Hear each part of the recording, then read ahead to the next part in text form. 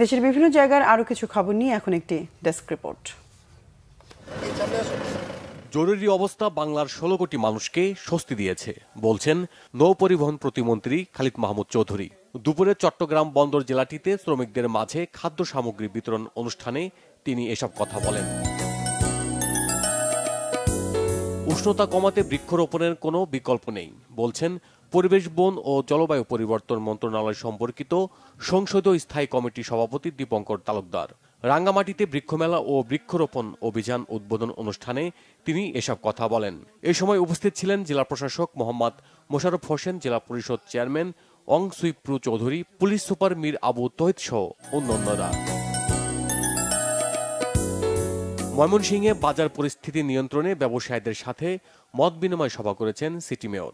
এ সময় নগরীতে দ্রব্যমূল্য স্থিতিশীল রাখতে ব্যবসায়ীদের প্রতি আহ্বান জানান মেয়র ইকরামুল হক টিটু।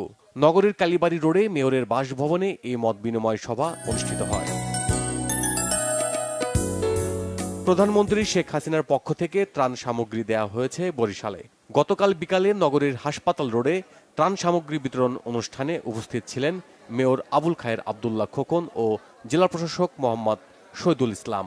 খাদ্য সামগ্রী বিতরণ করা হয়েছে সুনামগঞ্জে। দুপুরে ঐতিহ্যবাহী জাদুঘর প্রাঙ্গণে জেলা আওয়ামী লীগের সাধারণ সম্পাদক নোমান বক্ত পলিন এ খাদ্য সামগ্রী বিতরণ করেন।